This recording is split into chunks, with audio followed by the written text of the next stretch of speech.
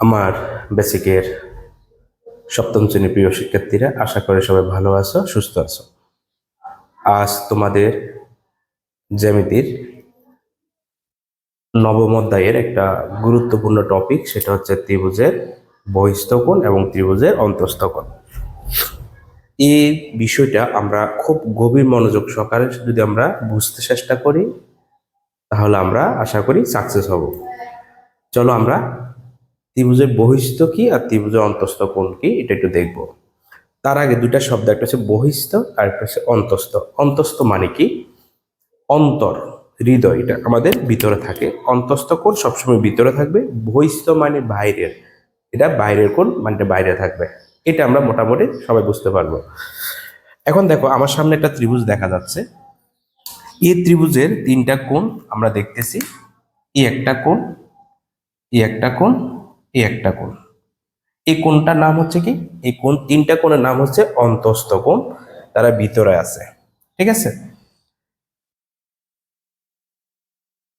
কোন ত্রিভুজের একটি বাহুকে বর্ধিত করলে, ত্রিভুজের তো তিনটা বাহু আছে, যে কোনো একটা বাহুকে যদি আমরা বর্ধিত করি, বর্ধিত করলে যে কোণ উৎপন্ন হয় তাকে ত্রিভুজের বহিস্থ কোণ বলে। আমরা এতক্ষণ তোমাদেরকে দেখাইছি ত্রিভুজের অন্তঃস্থ কোণ, এখন দেখাবো ত্রিভুজের বহিস্থ কোণ। আমি যদি এই বাহুটাকে বর্ধিত করি, তাহলে দেখো এখানে একটা কোণ উৎপন্ন হলো। এই কোণটার নাম হচ্ছে কি? এই কোণটার নাম হচ্ছে বহিস্থ কোণ। তাহলে আমরা এভাবে তিনটা রেখাকে কি করতে পারি? বর্ধিত করতে পারি। যদি আমি এদিকে বর্ধিত করি, এদিকে নিয়ে আসি, ঠিক আছে, তখন এটা একটা কি হবে? বহিস্থ কোণ হবে। এটা একটা কি? বহিস্থ কোণ হবে। ঠিক আছে? যদি আমি এদিকে বর্ধিত করি, সেখানে একটা বহিস্থ কোণ পাবো। তো ঠিক আছে, আমরা এই পর্যন্ত আমরা কথা বলবো। আমরা বুঝতে পারলাম যে সব জায়গায় বর্ধিত করলে একটা কোণ পাবো, সেটা বহিস্থ কোণ। এই কোণটার নাম কি? এটা হচ্ছে অন্তঃস্থ কোণ। এটা কি? এটা অন্তঃস্থ কোণ। এটা কি? এটা অন্তঃস্থ কোণ। ঠিক আছে, এগুলো ভিতরে, এই জন্য এটা অন্তঃস্থ কোণ, এটা বাইরে, এটা বহিস্থ কোণ। কিন্তু যখনই আমাদের এই বিন্দুতে খেয়াল কর, এই যে একটা বিন্দু, এই বিন্দুতে এদিকে একটা কোণ দেখা যাচ্ছে, এদিকে একটা কোণ দেখা যাচ্ছে। যখনই দুটা কোণ দেখা যাচ্ছে, তখন কিন্তু এখানে একটা প্রবলেম হবে, এখানে একটা নামকরণ চলে আসবে। এই জায়গাকে যদি আমি বিশ্লেষণ করি, এখানে আমি অনেকগুলো জিনিস তোমাদেরকে দেখাতে পারবো। এখানে এই দুটা কোণকে যদি বলি, এই দুটা কোণকে কি কোণ বলে? যদি আমি এই কোণটাকে যদি আলাদা করে লিখি, এটার নাম হয়ে গেল কি?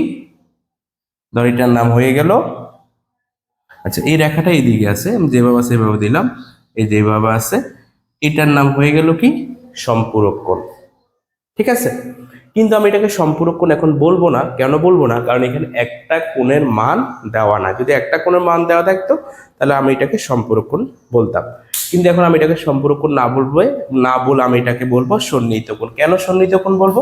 কারণ আমরা জানি একটা বিন্দুতে যদি দুইটা কোণ থাকে, তাকে আমরা সন্নিহিত কোণ বলবো। যদি বলি এটা কি কোণ, এই যে এটাও কিন্তু সন্নিহিত কোণ, কারণ একই বিন্দুতে দুইটা কোণ একসাথে একটা জয়েন্টে মিল আছে বলে এর নাম হচ্ছে সন্নিহিত কোণ। তাহলে এই দুইটা কোণকে আমরা, এটাকে বলবো বহিস্থ কোণ, আর এই বহিস্থ কোণের সাথে যে কোণটা আছে তার নাম হচ্ছে সন্নিহিত কোণ। তাহলে এই অন্তঃস্থ কোণের সাথে একটা অ্যাডজেক্টিভ নতুন নাম চলে আসবে, সন্নিহিত অন্তঃস্থ। তাহলে এই কোণটার নাম হচ্ছে কি? এই কোণটার নাম হয়ে যাবে তখন অন্তঃস্থ। যখন পাশাপাশি দুইটা কোণ আছে, এই জন্য এটার নাম হয়ে যাবে সন্নিহিত অন্তঃস্থ কোণ। কেন নামকরণগুলো এরকম হচ্ছে আশা করি তোমরা বুঝতেছো। এখন দেখো, এটা অন্তঃস্থ, এটা অন্তঃস্থ, এদের এখন কি নামের পরিবর্তন হবে কিনা সেটা আমরা এখন দেখব। দেখি একটু, এখানে এখানে একটা শব্দ লেখা আছে, একটা বিপরীত অন্তঃস্থ কোণ। দেখো একটু, বহিস্থ কোণের, বহিস্থ কোণের, তাহলে বহিস্থ কোণ কোনটা? এটা বহিস্থ কোণের সন্নিহিত অন্তঃস্থ কোণ। তাহলে বহিস্থ কোণের সন্নিহিত অন্তঃস্থ কোণ হচ্ছে কি? তার পাশেরটা।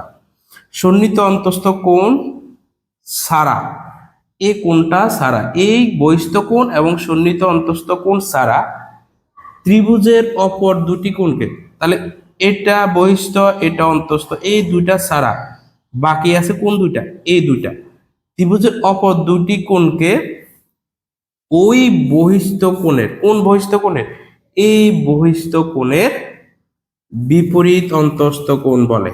তার মানে এই দুইটার নাম এখন পরিবর্তন হয়ে গেছে, এই দুইটার নাম হচ্ছে এখন কি বিপরীত, এটার নাম হচ্ছে কি বিপরীত অন্তস্থ, এটার নামও কি বিপরীত অন্তস্থ। কার বিপরীত, কার বিপরীত, বহিস্থ কোণের বিপরীত, বহিস্থ কোণের বিপরীতে এই দুটা কোণকে বলে বিপরীত অন্তস্থ কোণ, আর বহিস্থ কোণের সাথে যে আছে তার নাম হচ্ছে সন্নিহিত অন্তস্থ কোণ।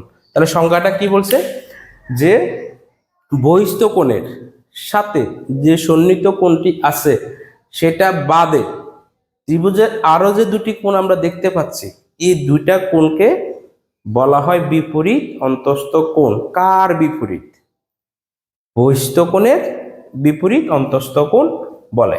ওকে, তাহলে আমরা আরেকটু কথা বলি, এটা হচ্ছে কি কোণ, বহিস্থ কোণ। বহিস্থ কোণের সাথে যেটা আছে তার নাম সন্নিহিত, সন্নিহিত অন্তস্থ কোণ, এবং এই সন্নিহিত কোণটা ছাড়া আরো যে দুটা কোণ আছে তাদের নাম হচ্ছে বিপরীত অন্তস্থ কোণ। সেটা কার বিপরীত, বহিস্থ কোণের বিপরীত। এই যে আমি এতক্ষণ যে আলোচনাটা করলাম, সেই আলোচনার প্রেক্ষিতে কয়েকটা ছোট ছোট প্রশ্ন আমি তোমাদের জন্য নিয়ে আসলাম। প্রথম প্রশ্ন হচ্ছে বহিস্থ কোণ কোনটি, বহিস্থ কোণ কোনটি, এ সি ডি, বহিস্থ কোণটা হচ্ছে এসিডি। ত্রিভুজটির অন্তস্থ কোণ কয়টি, অন্তস্থ কোণ কয়টি, একটি, দুইটি, তিনটি। এই কোণটার নাম কি, বি এ সি কোণ, বি এ সি কোণ। এই কোণটার নাম কি, এ বি সি কোণ, এ বি সি কোণ। এই কোণটার নাম কি, এ সি বি কোণ, এ সি বি কোণ। শেষ। এসিডি কোণের সন্নিহিত কোণ কোনটি, এসিডি কোণ কোনটা, এ সি ডি, তার সন্নিহিত কোণ হচ্ছে তার পাশেরটা, নাম হবে কি এ সি বি কোণ, এ সি বি কোণ। এসিডি কোণের বিপরীত অন্তস্থ কোণ কয়টি ও কি কি, এসিডি কোণ, এ সি ডি, এসিডি কোণের কি বলছে বিপরীত অন্তস্থ কোণ, তাহলে এসিডি কোণের এই কোণের বিপরীত অন্তস্থ কোণ হচ্ছে এই দুইটা, তাহলে কয়টি, দুইটি। কি কি, একটা নাম হবে এ বি সি, একটার নাম কি হবে এ বি সি, আরেকটার নাম কি হবে B A C, B A C. বিপরীত অন্তস্থ কোণ সমান বহিস্থ কোণ, এই দুটা কোণের সমষ্টি যাই হবে বহিস্থ কোণের মানও তাই হবে। এখন যদি সেটা কিভাবে, যদি আমি এটাকে সমবাহু ত্রিভুজ বলি, তাহলে এই কোণও 60 ডিগ্রি হবে, এই কোণও 60 ডিগ্রি হবে, এই কোণও 60 ডিগ্রি হবে, তাহলে কত হয়েছে 180 ডিগ্রি। এখন এই দুইটা কোণের যোগফল কত, 120, এটা 60। এখন এটা যদি 60 হয় তার বিপরীত কোণটা কত হবে, কারণ আমরা জানি সম্পূরক কোণ 180 ডিগ্রি, একটা মান আছে 60 আর একটা মান হবে কত 120, তাহলে এইখানেও 120 ডিগ্রি, এই দুটার যোগফল 120 ডিগ্রি। সে প্রেক্ষিতে বললাম ত্রিভুজের অন্তস্থ কোণ যদি 120 ডিগ্রি হয়, ত্রিভুজের বহিস্থ কোণও 120 ডিগ্রি হবে, এই দুটা সবসময় সমান থাকবে। আশা করি আমরা ত্রিভুজের বহিস্থ, ত্রিভুজের অন্তস্থ এই জিনিসগুলো আমরা ভালো করে বুঝতে পারলাম। ধন্যবাদ সবাইকে।